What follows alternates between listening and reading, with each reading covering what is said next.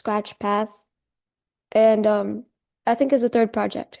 All right, let's get into it. All right, so first what you want to do is this button is the green flag, all right? I think it's pretty self-explanatory.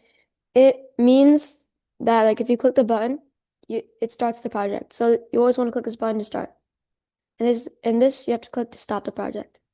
All right, so I'll give you a quick like preview of the project. All right, so let's find the bug. And it says click on the bug to start to help like the viewer or the player, right? So first I click on the bug. Then we have to look for the bug. And I found it right up here. Then we look for the bug again, and it's down there.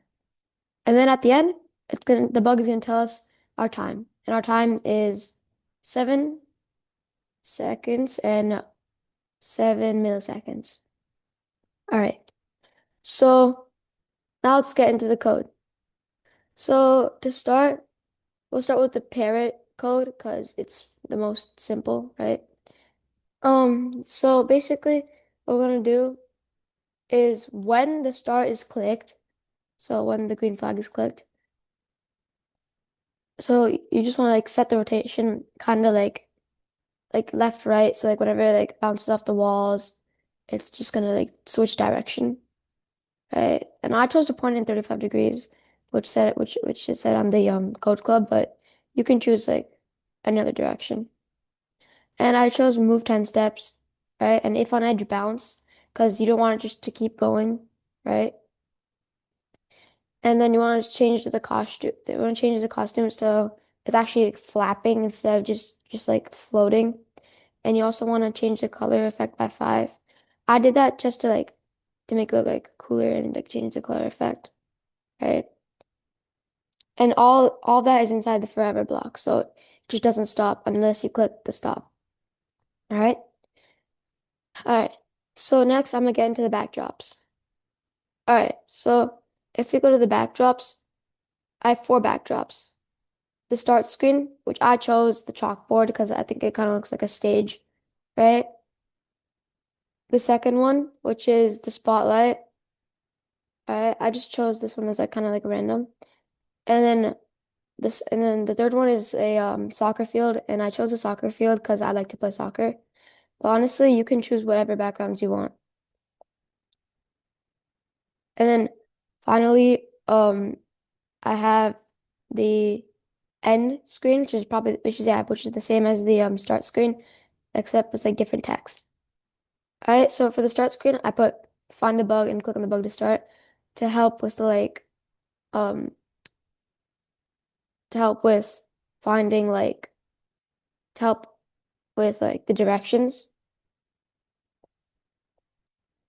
Right? And then at the end, I just put the end to signal that like the game's done. All right. All right, so now if we get into code.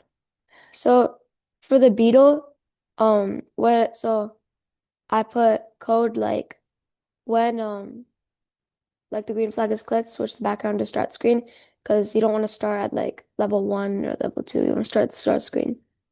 I also put when the sprite is clicked, right? Um, start sound pop. So like whenever I click the sprite, you hear the pop, right?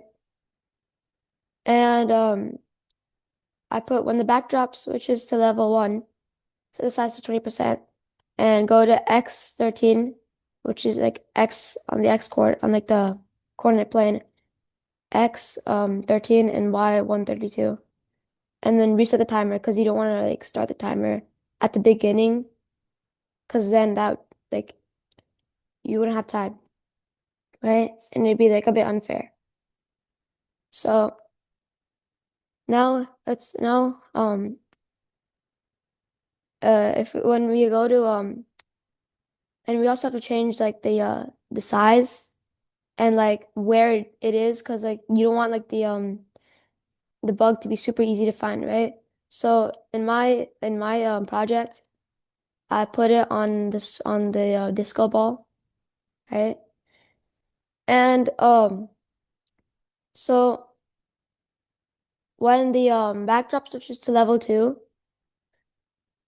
It's I basically kind of did the same thing, right?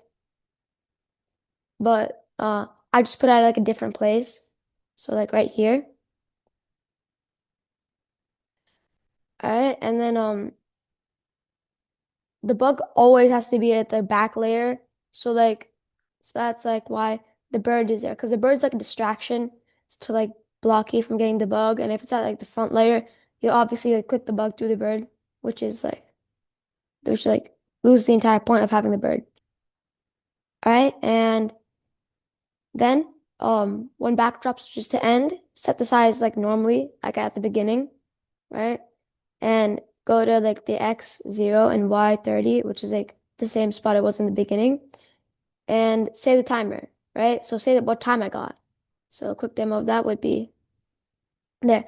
I took 68 seconds and 67 milliseconds. All right, so when the backdrop switches to start screen, um, uh, set size to like normal, right? 100%. Go to the X 0 and Y 30 and say nothing because like you don't want it to say the timer like when you just started, right? All right, so one last demo. All right, find the bug.